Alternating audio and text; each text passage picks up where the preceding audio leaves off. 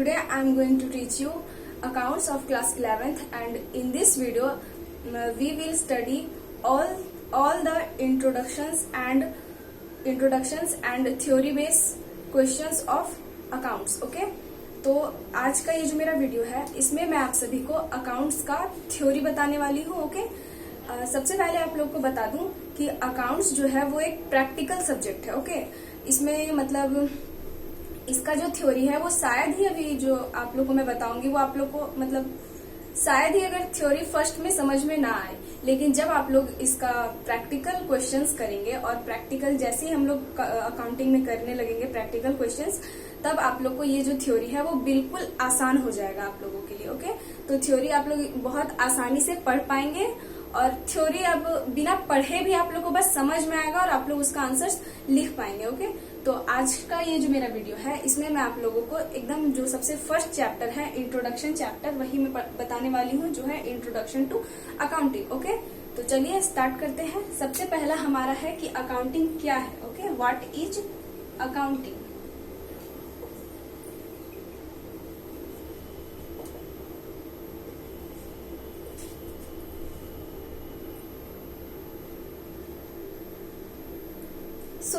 मैंने यहाँ पे अब अकाउंटिंग का एक डिफिनेशन लिख रखा है जिसमें लिखा हुआ है accounting, that is accounting is the process of identifying, measuring, recording and communicating financial transactions of a business. इट मीन्स क्या है कि किसी भी बिजनेस में जितना भी फाइनेंशियल ट्रांजेक्शंस हो रहे हैं, फाइनेंशियल ट्रांजेक्शंस मतलब कि फाइनेंशियल ट्रांजेक्शन मतलब वैसे ट्रांजेक्शन जो कि मौद्रिक मुद्रा में हो रहे हैं. ओके, जैसे कि अगर बिजनेस में हम लोग फर्नीचर खरीद के लाए हैं और 4 फर्नीचर खरीद के लाए हैं, तो उसे ऐसे रिकॉर्ड नहीं करेंगे कि परचेस्ड 4 फर्नीचर. हम ये लिखेंगे जरूर 4 फर्नीचर परचेस्ड, बट हम लोग उसका वैल्यू लिखेंगे कि कितना है. यदि एक फर्नीचर का दाम 1000 है तो 4 फर्नीचर का दाम कितना होगा, तो 4000 रुपया. तो हम लोग यहाँ पे परचेस्ड फर्नीचर फॉर 4000 रुपीज ऐसे नोट करेंगे. ओके, तो यही है डिफिनेशन अकाउंटिंग का कि किसी भी बिजनेस में जितना भी ट्रांजेक्शन्स हो रहा है उन सभी को सबसे पहले तो आइडेंटिफाई करना कि कौन सा ट्रांजेक्शन बिजनेस का ट्रांजेक्शन है, कौन सा ट्रांजेक्शन बिजनेस का ट्रांजेक्शन नहीं है. एंड नेक्स्ट है मेजर करना, उन सभी को मापना. एंड देन उन सभी को हम रिकॉर्ड करते हैं एंड फिर जो इंफॉर्मेशन तैयार होता है उसे हम वेरियस यूजर्स तक कम्युनिकेट करते हैं और इसी प्रोसेस को अकाउंटिंग कहा जाता है. ओके, एंड नेक्स्ट है आपका it is also known as language of a business. इट मीन्स कि अकाउंटिंग को हम लोग बिजनेस का लैंग्वेज भी कहते हैं. अब क्यों कहते हैं बिजनेस का लैंग्वेज, तो लैंग्वेज वही होता है जिसमें हम लोग मतलब भाव को आदान प्रदान करते हैं. ओके, तो इसमें सेम यही चीज है कि अकाउंटिंग में जो इन्फॉर्मेशन तैयार हुआ है उस इन्फॉर्मेशन को हम लोग वेरियस यूजर्स तक पहुंचाएंगे ताकि वो यूजर्स हमारे बिजनेस के लिए एक अच्छा डिसीजन ले सकें. ओके, तो ये था हमारा अकाउंटिंग का डिफिनेशन. अब नेक्स्ट हम लोग आगे बढ़ेंगे. तो अब हम लोग जानेंगे, अभी तो हमने जाना कि अकाउंटिंग क्या है, अकाउंटिंग का मीनिंग. ओके, लेकिन अब जो है अब हम लोग जानेंगे कि अकाउंटिंग क्यों करते हैं, why it is important for a business and why it is important, what are its advantages and functions of accounting. Okay, तो चलिए स्टार्ट करते हैं.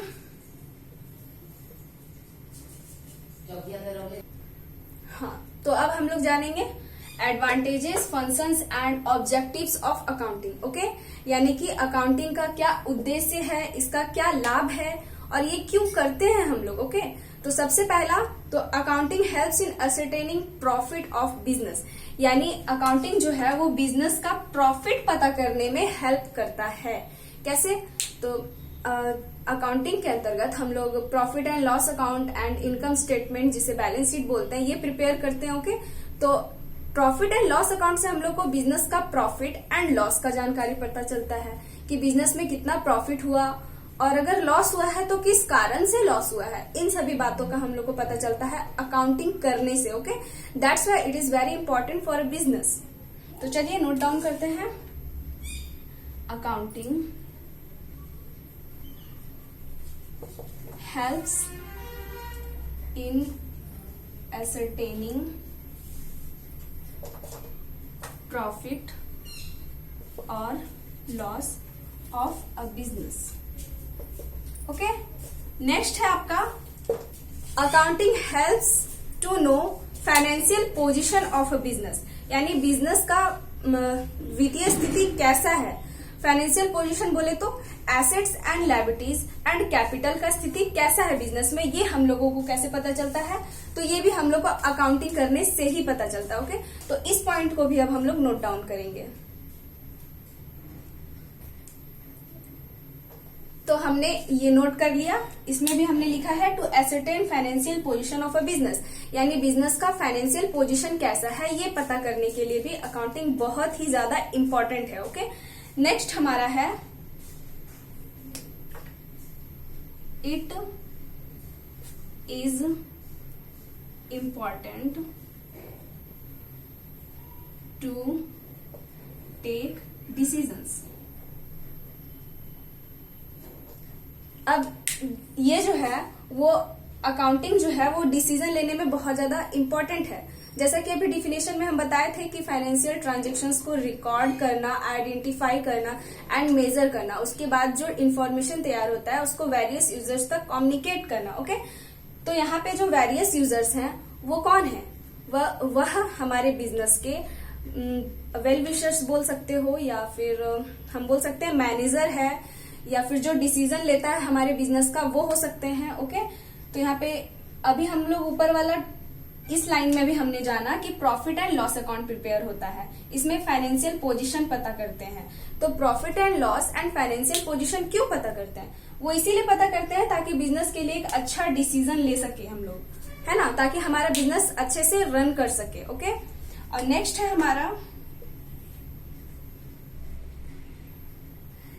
हमारा accounting facilitates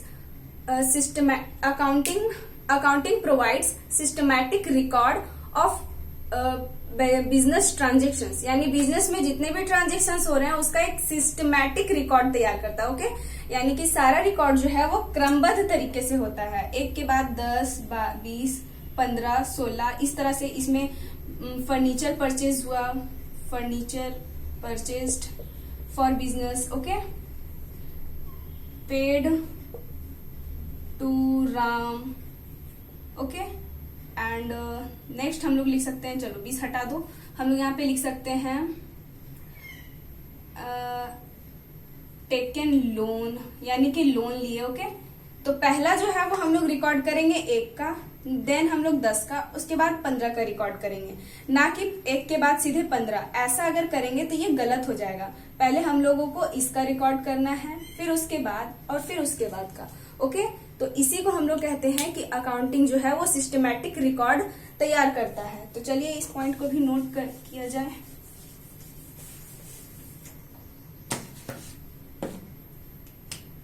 accounting provides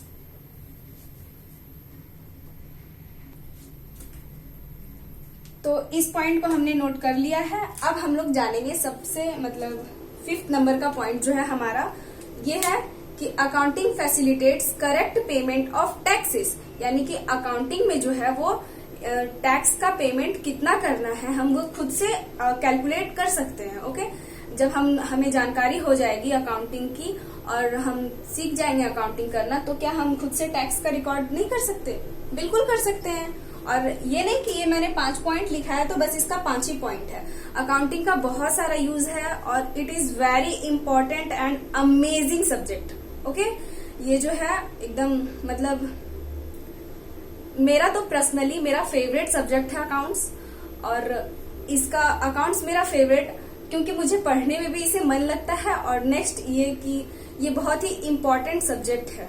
okay, अगर आप एक बिजनेस चलाना चाहते हैं तो उसके लिए अकाउंट्स अगर आप पढ़े लिखे हैं तो निश्चित ही है कि आपका बिजनेस एक अच्छा मुकाम पकड़ेगा। ओके, एक अच्छे तरीके से रन करेगा। तो लास्ट है हमारा accounting facilitates correct payment of taxes.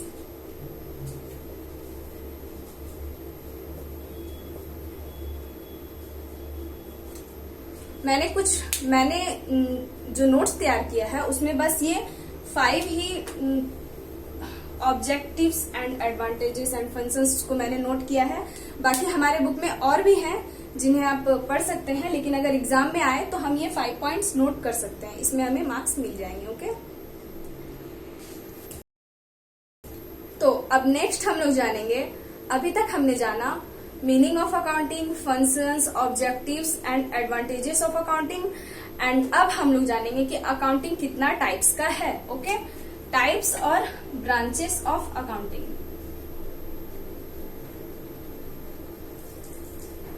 Types और ब्रांचेस ऑफ अकाउंटिंग। ओके, तो अकाउंटिंग, वैसे तो अकाउंटिंग का कोई लिमिटेड नहीं है कि अकाउंटिंग इतना टाइप्स का है या उतना टाइप्स का है। जैसे जैसे बिजनेस को जिन सभी चीजों का अकाउंटिंग करने का जरूरत पड़ा है, बिजनेस ने वही सभी चीजों का अकाउंटिंग किया है। ओके, तो यहाँ पे जो हमारे बुक में दिया हुआ है वो 3 मेन टाइप्स ऑफ अकाउंटिंग दिया हुआ है आपका, जो है पहला financial accounting,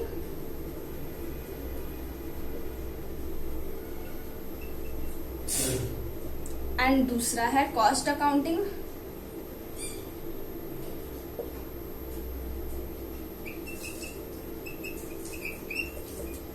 and then third है आपका मैनेजमेंट अकाउंटिंग।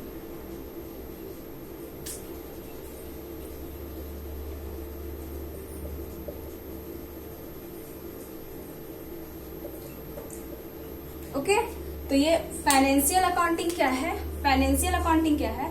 तो फाइनेंशियल अकाउंटिंग उस अकाउंटिंग को कहते हैं जिसमें हमारे बिजनेस का सारे फाइनेंशियल ट्रांजैक्शंस को रिकॉर्ड किया जाता है, ताकि एक फाइनेंशियल स्टेटमेंट प्रिपेयर हो सके। फाइनेंशियल स्टेटमेंट जिसमें profit and loss account and balance sheet prepare होता है। Okay, profit and loss account से हमें बिजनेस का प्रॉफिट और लॉस का जानकारी होता है, वेयरएज बैलेंस शीट से हम लोगों को बिजनेस का फाइनेंशियल पोजीशन पता चलता है। जैसे कि अभी हम लोग पिछला टॉपिक में जाने कि अकाउंटिंग करने से हमें बिजनेस का फाइनेंशियल पोजीशन पता चलता है। ओके, तो फाइनेंशियल पोजीशन कैसे पता चलता है? तो फाइनेंशियल पोजीशन पता करने के लिए बैलेंस शीट प्रिपेयर करा जाता है, जिसमें कि बिजनेस का एसेट्स, लायबिलिटीज एंड कैपिटल का जानकारी हमें होता है। ओके, नेक्स्ट है हमारा कॉस्ट अकाउंटिंग। कॉस्ट अकाउंटिंग क्या है? तो कॉस्ट का मतलब क्या होता है? What is the meaning of cost? Cost मतलब होता है लागत। तो कॉस्ट अकाउंटिंग में हम बिजनेस में कितना, मतलब बिजनेस में जो वस्तुओं का प्रोडक्शन हो रहा है, उस प्रोडक्शन में हमारा कितना कॉस्ट लग रहा है, इस कॉस्ट का अकाउंटिंग किया जाता है। और कॉस्ट अकाउंटिंग का सबसे मेन पर्पस होता है जितना भी चीजों का मतलब प्रोडक्शन हुआ है उन सभी का कॉस्ट पता करना, ताकि जो प्रोडक्शन हो गया वस्तु है उसका एक प्राइस फिक्स कर सके। ओके, एंड देन आपका आता है मैनेजमेंट अकाउंटिंग। तो मैनेजमेंट अकाउंटिंग क्या है? तो management accounting is accounting which helps in decision making and to manage business. Okay, management accounting में सारे रिलेवेंट इंफॉर्मेशंस को हमारे जो बिजनेस के मैनेजर हैं उन सभी तक पहुंचाते हैं, ताकि वो हमारे बिजनेस के लिए अच्छा मैनेजमेंट कर सके। ओके, एंड हमारे बुक में 3 अदर टाइप्स ऑफ अकाउंटिंग भी दिया हुआ है। Other types of accounting, and other types of accounting क्या है? अदर टाइप्स ऑफ अकाउंटिंग, तो ये जो 3 हम जाने, ये 3 मेन टाइप्स ऑफ अकाउंटिंग था। अब हम 3 अदर टाइप्स ऑफ अकाउंटिंग जानेंगे जो कि हमारे बुक में है, एंड उसमें है आपका पहला है tax accounting.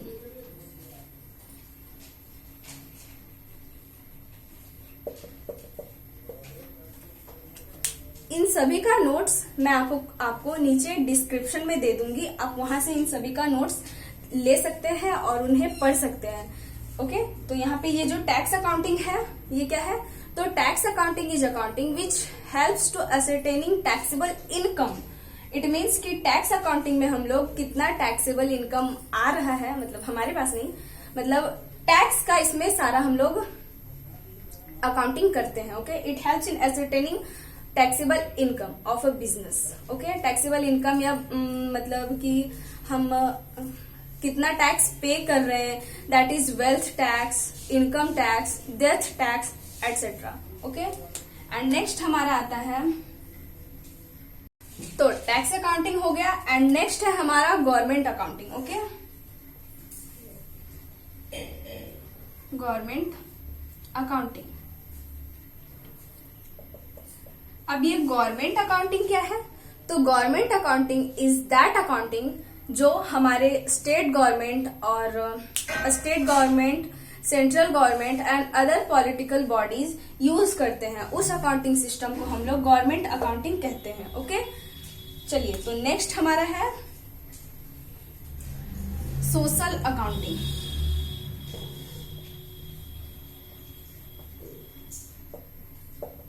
What is social accounting? तो सोशल अकाउंटिंग वो अकाउंटिंग है जिसमें हमारे सोशल बेनिफिट्स का लेखांकन किया जाता है।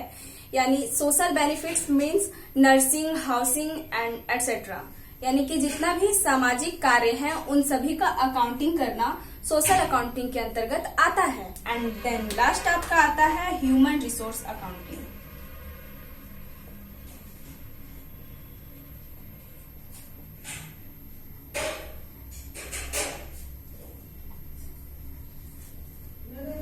ह्यूमन रिसोर्स अकाउंटिंग, ये ह्यूमन रिसोर्स अकाउंटिंग क्या है? मानव संसाधन लेखांकन। तो ह्यूमन रिसोर्स अकाउंटिंग के अंतर्गत किसी भी बिजनेस में जितने भी इम्प्लॉयज या वर्कर्स काम कर रहे हैं उनका वैल्यू का लेखांकन करना, उनका वैल्यू का अकाउंटिंग करना, यही हमारा ह्यूमन रिसोर्स अकाउंटिंग के अंतर्गत आता है। ओके, तो ये हमारा टाइप्स ऑफ अकाउंटिंग भी क्लियर हो गया। ओके, तो नेक्स्ट टॉपिक तक की तरफ हम लोग आगे बढ़ते हैं। सो अब तक हमने जाना कि अब तक हमने अकाउंटिंग का meaning, functions, advantages and objectives and types of accounting जाना। अब हम जो सबसे मेन टॉपिक है, some basic assumptions of accounting जानेंगे। ओके, तो some basic assumptions of accounting. Okay,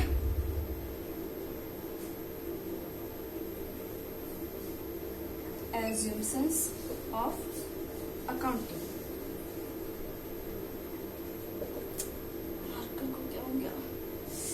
तो some basic assumptions of accounting, ये assumption मतलब क्या है? What is the meaning of assumption? तो assumption का मतलब है यहाँ पर मानना।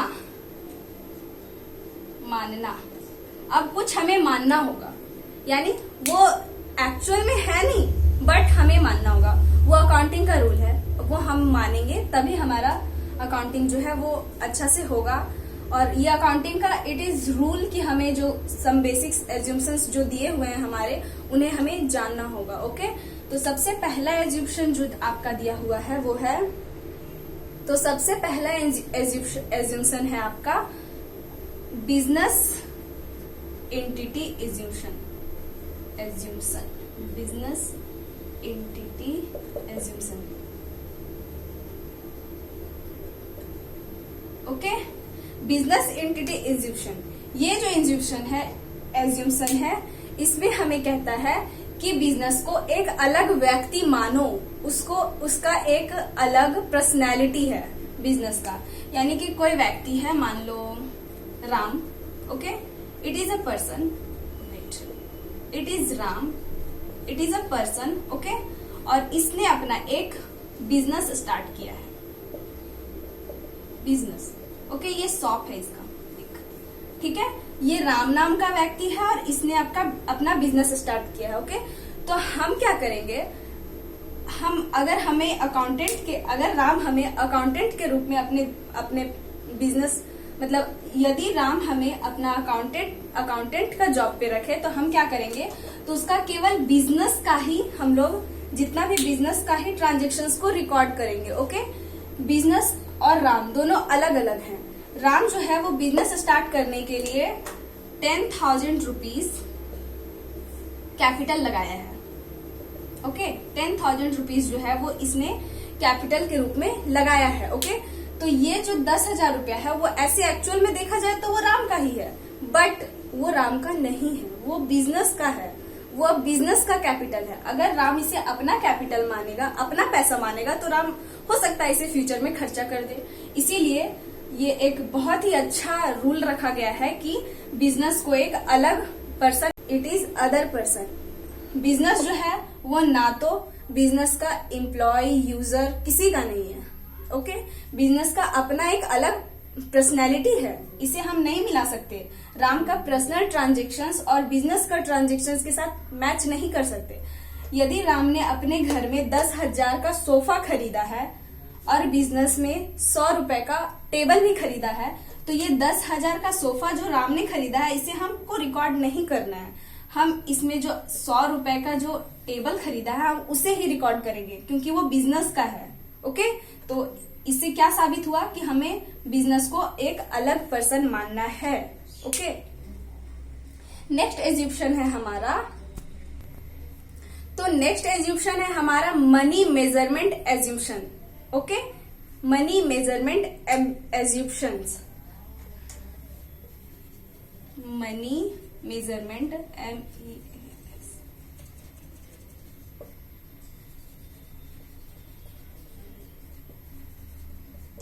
What is this money measurement assumption? Money measurement assumption में क्या होता है कि जितना भी ट्रांजेक्शन्स हो रहा है उसे हम लोग केवल और केवल मॉनेटरी टर्म्स में ही रिकॉर्ड करना है। ओके, यानी कि बिजनेस में अगर 100 दर्जन केले परचेस्ड किए गए हैं, ओके, तो क्या हम इसे 100 दर्जन केले बोलेंगे? 100 दर्जन केले में रिकॉर्ड करेंगे? नहीं, हम इसे अगर 10 रुपए प्रति दर्जन के हिसाब से है तो 10 से गुना करके 1000 रुपया, तो हम लोग बोलेंगे कि 1000 का केला परचेस हुआ है। ओके, तो इससे ये पता चला कि सेकेंड एज्यूप्शन ये है कि जितना भी ट्रांजेक्शन्स हो रहा है बिजनेस में उन सभी को हमें मुद्रा के टर्म में रिकॉर्ड करना है। ओके, अब हम जानेंगे थर्ड एज्यूप्शन जो है हमारा। ओके, तो थर्ड है हमारा गोइंग ऑन कंसर्न। क्या है? Going on concern. अब ये गोइंग ऑन कंसर्न क्या है? तो गोइंग ऑन कंसर्न का मतलब ये है कि हमें मानना है कि हमारा बिजनेस जो है वो सालों साल चलने वाला है। ठीक है, रियलिटी में हमें ये तो पता है कि हमें कल का ठिकाना नहीं है, कल क्या होने वाला है, बट बिजनेस में ऐसा, बिजनेस जो है हमारा सालों साल चलने वाला है। ओके, तो यही है हमारा गोइंग ऑन कंसर्न। फोर्थ है आपका,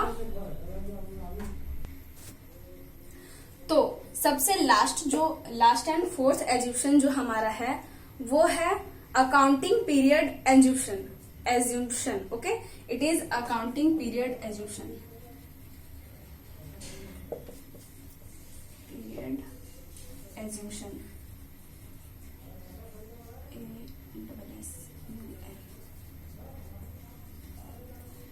अकाउंटिंग पीरियड एज्यूम्शन, इसमें हम लोग क्या जाने, जैसे कि इसको समझने से पहले इसको समझते हैं। गोइंग ऑन कंसर्न में अभी हम लोग जाने कि हमें ये मानना है कि हमारा बिजनेस जो है वो सालों साल तक चलने वाला है। ओके, तो सालों साल तक हमारा बिजनेस जब से स्टार्ट हुआ है तब से सालों साल तक का क्या, ऐसे हम लोग रिकॉर्ड करेंगे अपने बिजनेस का ट्रांजेक्शन्स को, या बिजनेस का स्थिति को हम लोग ऐसे पता करेंगे कि अभी स्टार्ट हुआ तो जब तक चलेगा 10 साल 20 साल, उतना लंबा का अगर रिकॉर्ड करना तो बहुत ही मुश्किल है, कठिन है। इसलिए हम लोग क्या करेंगे, अकाउंटिंग पीरियड एज्यूप्शन के अंतर्गत ये पता चलता है कि अगर हमारा बिजनेस रन कर रहा है बहुत लंबे टाइम तक के लिए, तो इसमें एक छोटे छोटे अकाउंटिंग पीरियड में बांट दिया जाता है, एंड दैट इज 1 ईयर। यानी कि बिजनेस का जितना भी ट्रांजेक्शन्स हो रहा है या बिजनेस का financial position, profit and loss, सबका हम लोग जो है वो 1 साल का पहले प्रिपेयर करते हैं। मतलब प्रति साल हम लोग उसका प्रिपेयर करते हैं, प्रति साल उसका गणना करते हैं। ओके, यानी कि ये पहला साल हो गया, मान लो ये 2011 का है, 12, 13, 14, 15, 16, इस तरह से अलग अलग रजिस्टर प्रिपेयर करेंगे। ठीक है, 2011 का रजिस्टर अलग रखेंगे। 2011 में जितना भी ट्रांजेक्शंस हुआ है उसको अलग अकाउंटिंग बुक में रिकॉर्ड करेंगे और इसका अलग ही journal, ledger, trial balance and financial position, final accounts prepare करेंगे। ओके, एंड देन जब 2011 का प्रॉफिट लॉस और फाइनेंशियल पोजीशन पता चल जाएगा तब हम लोग फिर जो नेक्स्ट ईयर आएगा उसमें फिर उसी चीज से नेक्स्ट ईयर का निकालेंगे और फिर कंपैरिजन करेंगे कि प्रॉफिट अगर इस ईयर में मान लो कि 50,000 प्रॉफिट हुआ है तो नेक्स्ट ईयर में ये मान के चलना है कि हमारा प्रॉफिट जो है वो 60,000 होगा। अगर ऐसा नहीं हुआ तो कहाँ मिस्टेक रहा है, ये सभी चीज हमें पता चलता है इसमें। ओके, ऐसे तो जितना भी मतलब ट्रेडिशनली जितना भी बिजनेस है वो अपना बुक्स 1 ईयर का प्रिपेयर करता है और 1 ईयर में उस बुक्स को क्लोज करता है। बट ये कोई लिमिट नहीं है, मतलब इसमें कोई ये नहीं है कि आप 1 ईयर का ही कर सकते हैं। आप 6 मंथ, आप चाहे तो 6 मंथ का भी कर सकते हैं, बट ट्रेडिशनली सारे बिजनेसेस जो हैं वो 1 ईयर का ही प्रिपेयर करते हैं। ओके, तो ये था हमारा अकाउंटिंग पीरियड एज्यूम्शन। ओके, तो अब इसमें इस वीडियो के लिए बस इतना ही। इस वीडियो में हम लोग क्या क्या जाने, पहला तो हम जाने meaning of accounting, then we know that advantages and functions of accounting and then types of accounting, and अब हम लोग जाने some basic assumptions of accounting. Okay, तो आने वाले नेक्स्ट वीडियो में मैं आप सभी को accounting cycle and many more, थोड़ा और भी जो बचा हुआ है टॉपिक, यानी थोड़ा और बचा हुआ जो भी थ्योरी है उसे कवर करूंगी। उसके बाद हम जानेंगे, उसके बाद हम जितना भी पढ़ेंगे वो सारा प्रैक्टिकल होगा। ओके, तो तब तक के लिए अगर प्लीज मेक श्योर कि आपको अगर ये वीडियो अच्छा लगा हो तो आपने इसे लाइक एंड सब्सक्राइब जरूर करा हो हमारे चैनल को। ऐसे ही हम जो क्लास 11th और 12th का स्टूडेंट्स को यही कॉमर्स, अकाउंट्स एंड मैथ्स और बाकी सारे सब्जेक्ट्स भी मैं पढ़ाने वाली हूँ, तो प्लीज और प्लीज हमारे चैनल को सब्सक्राइब करें। और अगर आपको ये वीडियो अच्छा लगा हो तो प्लीज मेक श्योर कि आपने हमारे वीडियो को लाइक किया हो। ओके, एंड प्लीज बताएं कि आपको ये वीडियो कैसा लगा। ओके, प्लीज कमेंट सेक्शन में हमें बताओ। यदि आप लोग कोई और सब्जेक्ट या कोई और टॉपिक पढ़ना चाहते हैं तो मुझे कमेंट सेक्शन में जरूर बताएं, मैं उसी टॉपिक पे नेक्स्ट वीडियो प्रिपेयर करूंगी। ओके, तब तक के लिए bye bye and take care.